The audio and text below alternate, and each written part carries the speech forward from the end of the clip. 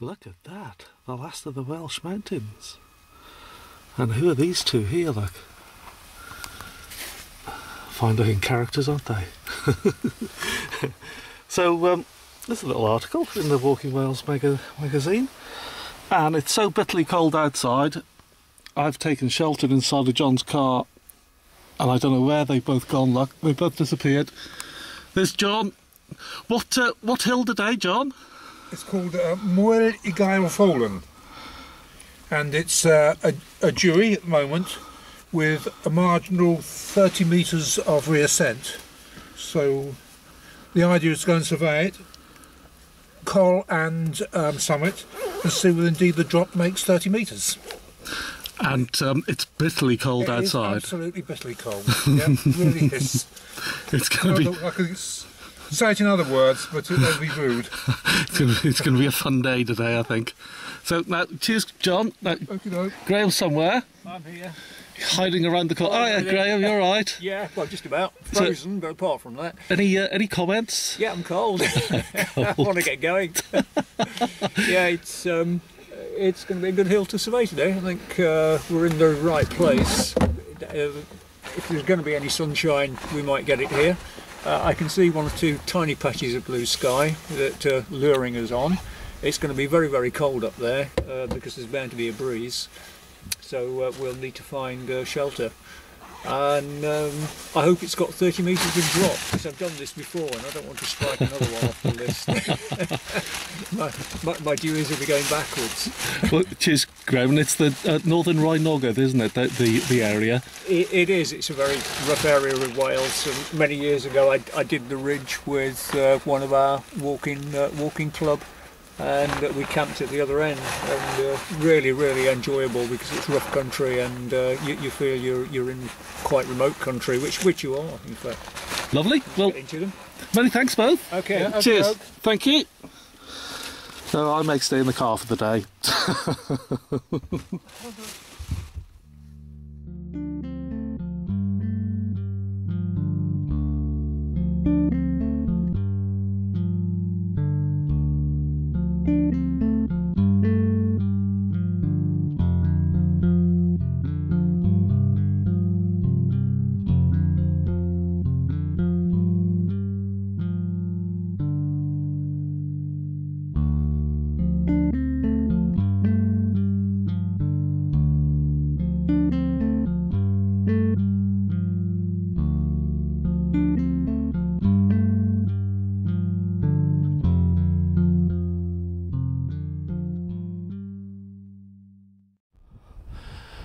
We're on the northern Rhinogydd today, and the audio will be disrupted very soon because of the breeze. I'll just pan around so at least you can admire the scenery.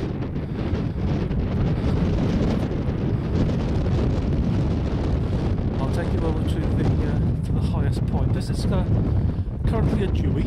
It wasn't in the original listing by Michael. It was published in 1995 by Constable. It only entered the listing because of the rudimentary survey, 100-foot drop, 30.5 metres that came out at. And this is the highest point we've climbed surveyed. There's a cairn about 54 metres away from this on another high point. That's the summit of the hill, that rock there. And because of the breeze, we've put the GPS, as you can see just here in front, a few metres below, and then taken a height difference reading with the level and staff, so we can add that into the figures afterwards. Have to give a little bit of leeway to the GS15, so I try not to get too close, because that will disrupt receiving the satellite signals. It is bitterly cold today. We worked out it's probably between -5 and -10 up here with the wind chill factor. So we've got every little bit of clothing on that we brought with us. The machine's been going for probably about 30 minutes now. We're going to take an hour data here at the summit and then go down to the bwlch and do likewise there. It's quite a narrow bwlch, so I don't think it'll pose much difficulty. Here's John and Graham. If I can get in the lee of the wind, I'll go and ask them a couple of questions or see what they've got to say. It's a good little sheltered spot, isn't it? It's not too bad here. Yeah. So We are sheltered to some extent, even though it's still pretty cold. it is. Oh, Yeah. it is cold. There we go. I just wobbled and fallen over. So, any comments, John, on this one? Well, we've located the summit, which was the top of a rock, which is a point that we had located the other year, and this was in the database. That's confirmed as the summit. We set up the GPS a little way off from the summit because it was inconvenient, and we've levelled from the highest point to the GPS, and we've now collected half an hour of data, so about another half an hour to go. And it's mighty cold, isn't it? It is cold, yes. Yeah, it is. You can't hang around in the wind there, and you can't take your gloves off. Your hands are frozen in seconds.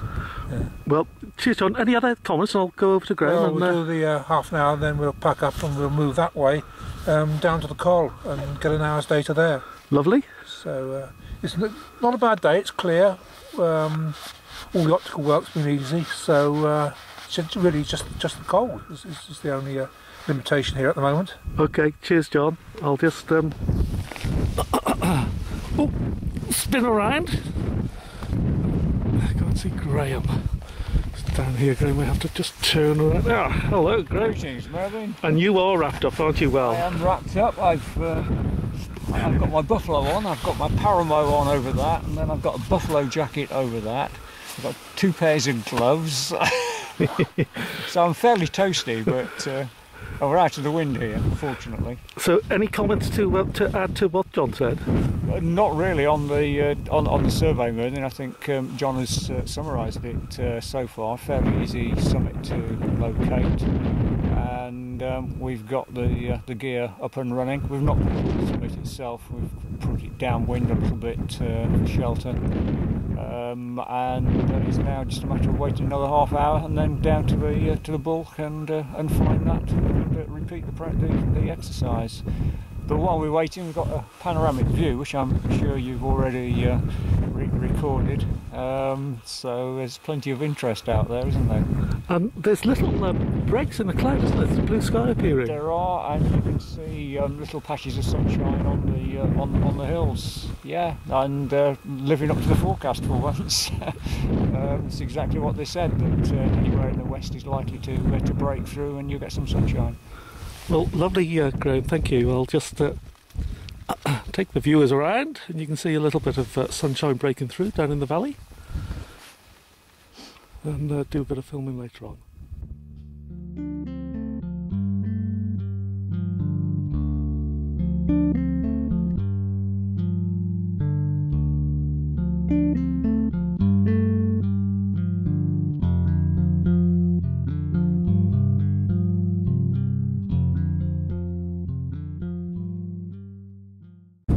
Looking through the lens of the optics, we're down at the bwlch, and we've had a quick little look through the level at the area of the bwlch. You've got typical Rhinogydd wall here, very sturdy, about 6 foot high, that one. Looking around here, there's a stile, probably audio breakup because of the breeze. There's a stile further down there. So we've looked either side of the wall, and it's on this side of the wall, the bwlch. And I'll go and follow John because he's 1, 2, 3, 4, 5, 6, 7, isn't it? 1, 2, 3, 4, 5, 6, 7. 1, 2, 3, 4, 5, 6, 7. So There's 8, I think. 8 are there? I think so. 1, 2, 3, 4, 5, 6, 8. Oh, Mervyn, you've got 8. So this is what we've got. We've laid the little grid of flags here, about 2 extended paces apart, so probably about 2.5 metres or so. It's very uneven, the ground, as you can see, quite rocky, very heathery. It's frozen. There's a little bog down there that's frozen with reed grass where I'm heading now. But with just on the verge of taking staff readings to every flag here, and then we'll be able to pinpoint where the bulk is, somewhere in this area. Very breezy, so you're going to have a lot of audio disruption. Let's go back to John and Graham.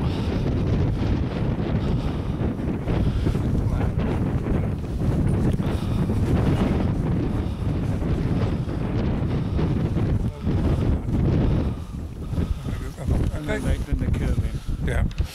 So a very rough sketch here to try and find what we're doing with the flags. So we're going to take readings now.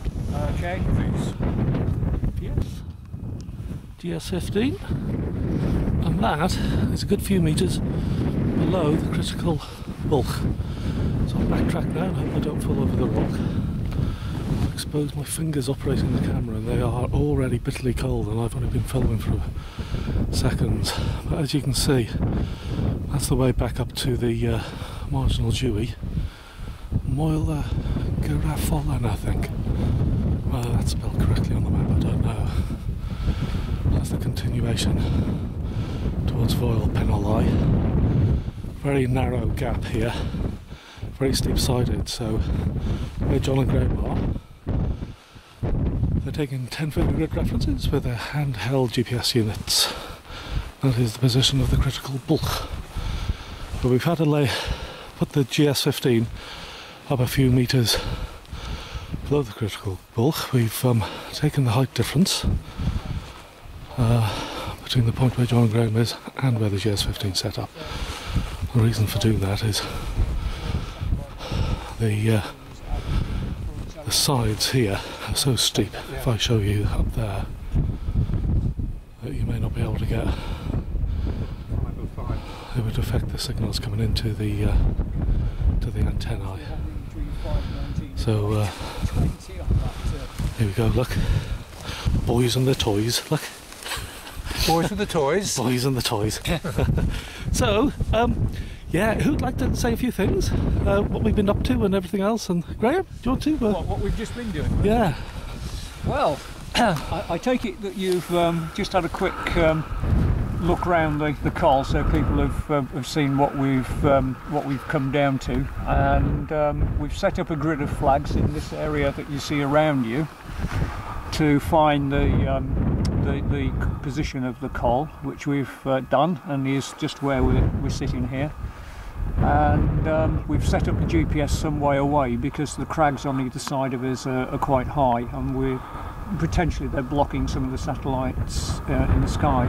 So we've set up further away and measured the height difference between the two positions. So we're now collecting data, and in about 15 minutes we'll have done that, and we can go home and have a cup of tea.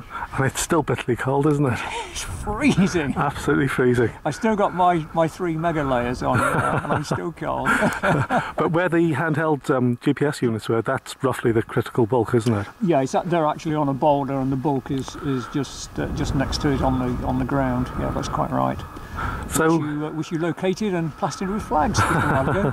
So is processing the data later this afternoon, come evening? I think that was the hope, that we'd get back to John's in time to be able to process it there, and if we follow what we've done previously, then I take it home and process it, and we compare notes to make sure we've not done anything stupid, and then we phone you with the result. And it'll be another interesting one, won't it? It will, yeah. I hope it makes it. Yeah, it's a fine hill. I don't want to delete this one, it's too good. I know, it really is good. And there's not that many Deweys on the Rhinogydd ridge, is there, I don't think? No, they're not. And it's just one of the classic areas, isn't it? Yeah. And it's good if you're doing a list to find yourself coming to this part of Wales. It's a classic area. Yeah, well, cheers, Graham. Thank you very much. I'm going to I'll just go away and freeze now. I'm not going to go to John this time because I'm a bit worried all about the wind. So I'll just show you some of the hillsides around here. Very, very lovely area. The Rhinogydd, very special.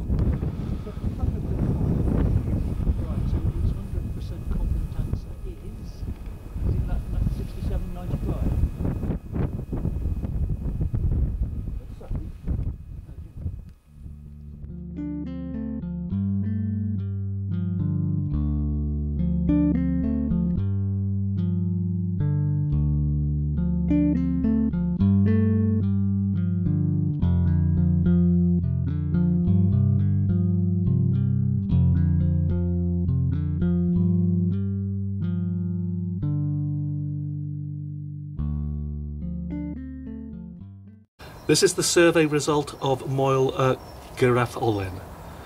The OS had a summit spot height of 535 metres.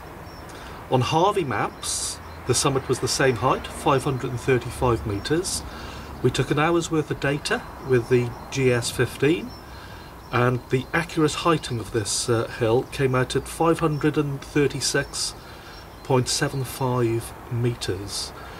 Now for the bwlch, the OS had contouring between 500 metres and 510 metres.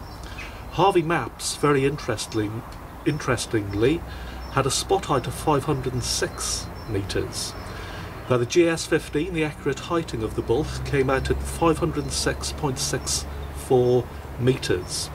Now this hill only entered the listing of Deweys a number of years ago because of a rudimentary survey.